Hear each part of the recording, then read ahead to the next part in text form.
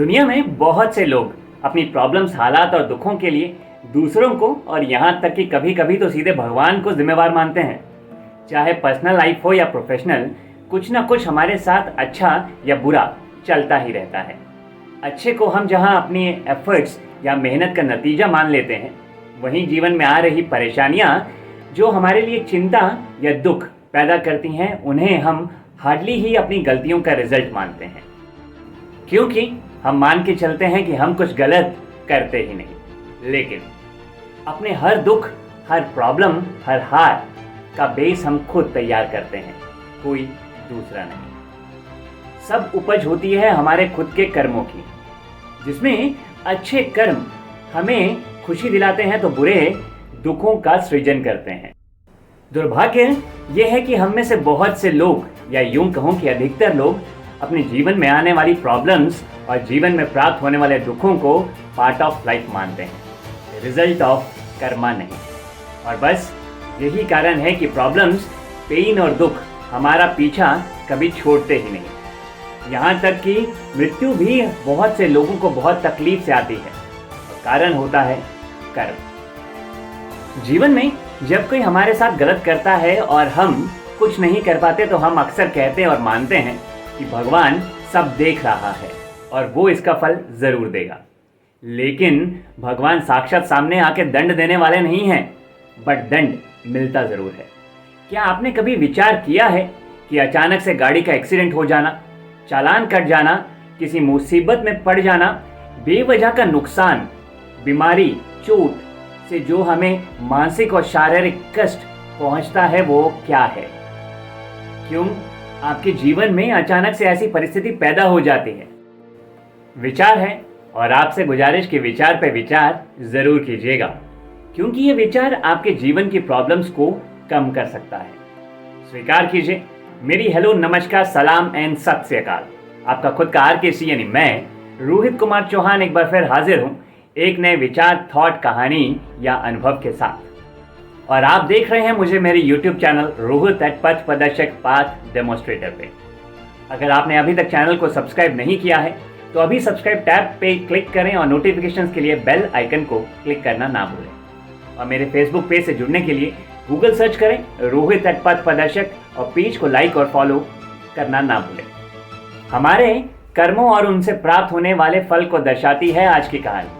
हालांकि आज की कहानी आज की नहीं है, लेकिन आज की बात करूं तो हर एक से मिलती है ये कहानी। ये कहानी आपको कर्मों और उन कर्मों का परिणाम जो भविष्य में हमें भोगना होता है, उसका एहसास दिलाएगी, बताएगी कहाँ से और कैसे उत्पन्न होती है जीवन में आने वाली मुसीबत। ये कहानी है भगवान श्री कृष्ण और सुदामा की, जो गुरु संदीपनी के आश्रम में शिक्षा लेने के दौरान एक दिन जंगल में लकड़ियां लेने गए, और जाते समय गुरु माता ने उन्हें पोटली में कुछ चने बांध के दिए और कहा कि भूख लगने पर वे ये दोनों मिल बांटकर खा लें, और पोटली रख ली सुदामा ने।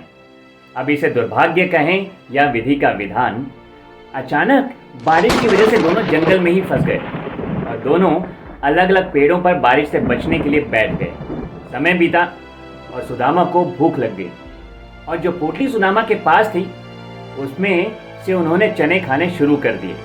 श्री कृष्ण को आवाज आई और उन्होंने सुदामा से पूछ लिया कि सुदामा, क्या तुम कुछ खा रहे हो? सुदामा ने ये कहते हुए मना कर दिया कि आवाज उनके दांतों की कटकटाने की है, जो ठंड के चलते हो रही है। बारिश थमी नहीं और सुदामा चुपके चुपके सारे चने खा गए।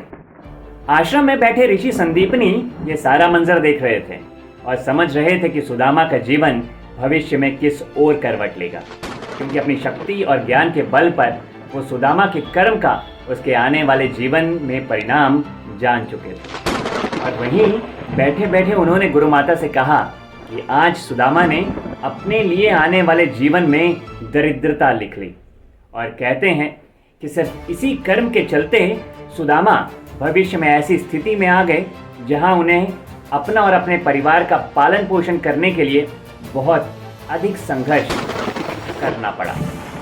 और यहीं होती है ये छोटी सी कहानी खत्म। और यही है हमारे दुखों और परेशानियों का जवाब भी। रोजमर्रा की जिंदगी में हम जो कर्म करते चलते हैं, उन्हीं से एक्चुअली हम अपने लिए सुखों और दुखों का बेस भी तैयार करते हैं। किसी को दी गई तकलीफ, किसी के साथ की गई नाइंसाफी, किसी को किसी भी वजह से दिया गया धोखा, किसी का मारा हुआ हक, किसी के साथ किया गया गलत व्यवहार, हर कर्म हमारे लिए हमारे जीवन में आने वाली मुसीबतों की आधारशिला तैयार करता है।